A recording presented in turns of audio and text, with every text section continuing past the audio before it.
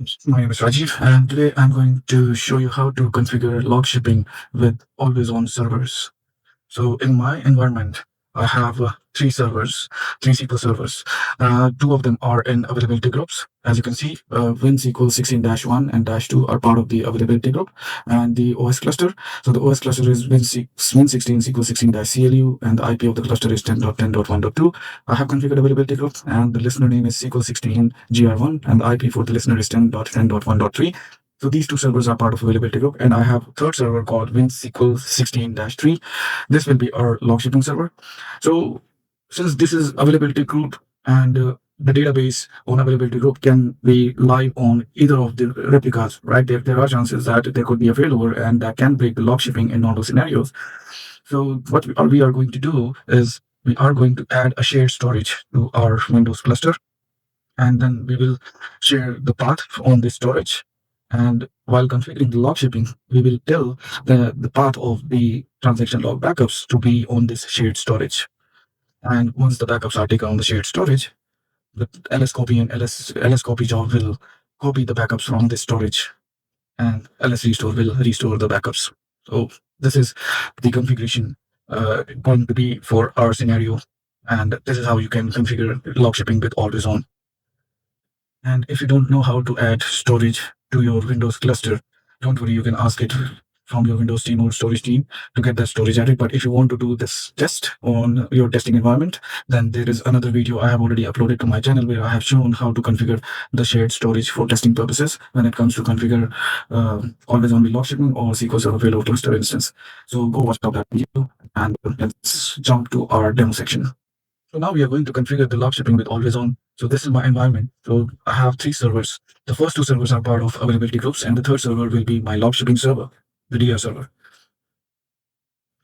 And if I go to my failover cluster, I can see there is a disk added into the storage section. So what I have to do first is I have to add the storage. I have to add this 5 gig storage. And then what I have to do is I have to go to the properties, policies, and ensure that this is unchecked.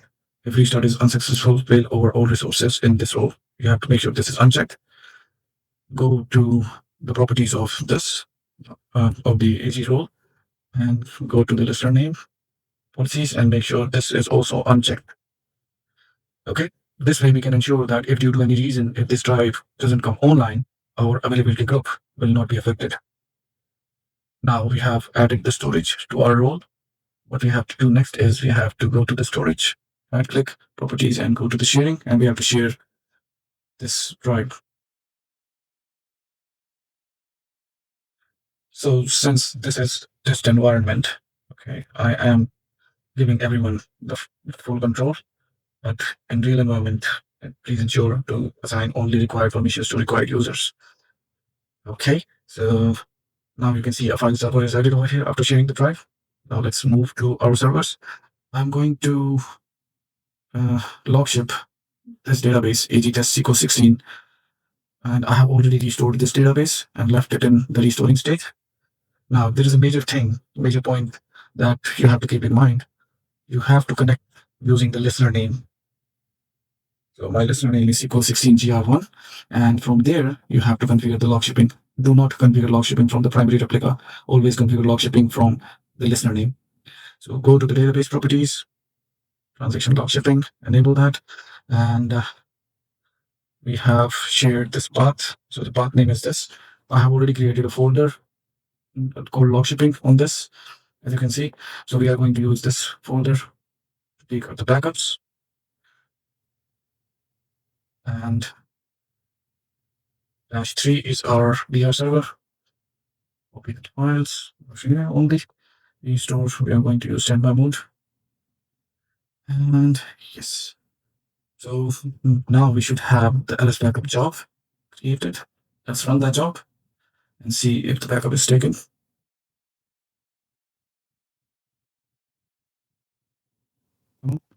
Yeah, so the backup is taken. Now, if I also make sure to check the backup preferences. So mine is set to primary. You can set to whatever you like, and then the ls backup job will take the backup from that node only. But we have to configure the ls backup job on secondary replica. So as you can see, this is my secondary replica and there is no ls backup job. So what we can do is go back to the database, log shipping script, and make sure you do this part on all the replicas, all the secondary replicas. Okay, so delete the rest of the part because we don't need that. We need the first part of the script. So I'm running this script on secondary replica. I have only one secondary replica, that's why I'm running on this only. If I would have another replica, so I have to do the same on that replica as well. Okay, so make sure to run this job or this script on all the replicas, and this will create ls backup job on your secondary replica.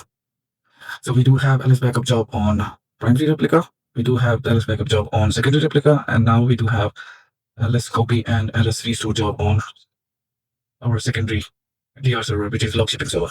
So let's do some testing. Let me see the history. The job did not run. Let me manually run the jobs. Okay. And meanwhile, let me do some testing by adding some data. Currently it has 6 rows.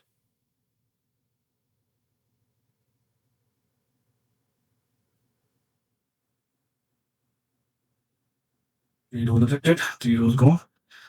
And let's see, our ls copy job ran. Let me restart the restore job. Meanwhile, let me assure standby mode. Okay, we have restored. As you can see, so currently it has 6 rows because the latest transaction log backup has not been taken yet. So let's take the transaction log backup.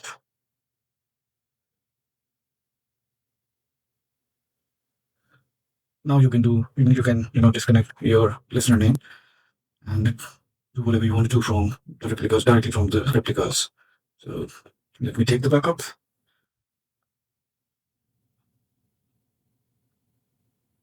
Come on. Yeah, the backup is taken. And let's refresh. Let's run the copy job. Yeah. Now let's run the restore. Meanwhile, let me prepare. So insert into test values after failover. Okay. I have not. Now let's see. So 3 rows are gone from our DR server. Now what I'm going to do is I'm going to fail over the availability group.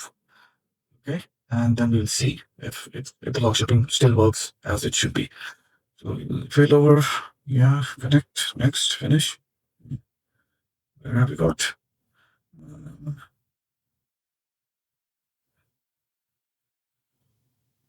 We will detail operation information using master database. Okay. That's range. Let's do it again. Synchronous, no data loss. We are connected. Connect.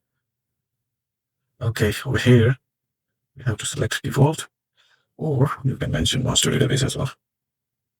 Now we should be able to fail over the availability group. Okay. Let's go to -2. See the status of the availability group. Everything is green. Now -2 is primary. And so now I'm going to insert a row after failover. Insert into test values. Yeah, obviously there is syntax error. I'm adding this value.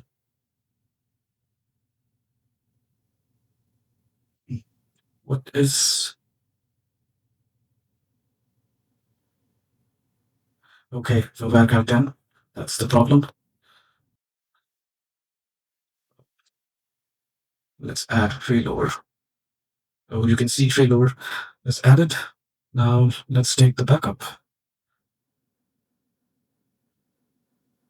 And on the ls backup job on secondary replica will not take the backup. It is always on aware. And since our availability group backup preference is set to primary, so whenever ls backup job will run, it will skip the backup on secondary replicas.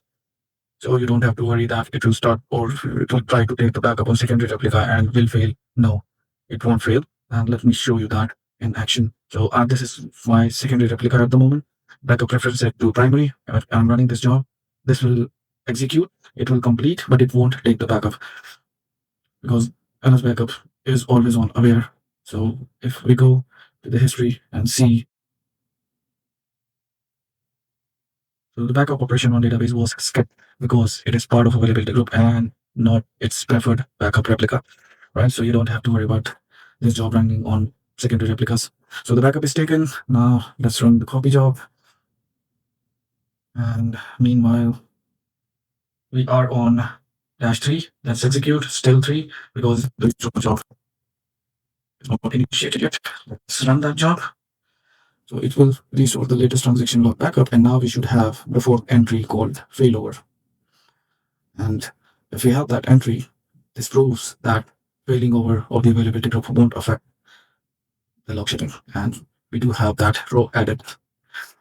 So this is how you can configure the log shipping with always on. And if you like this demo, please subscribe to my channel and share this video in your DBA group. Thanks for watching.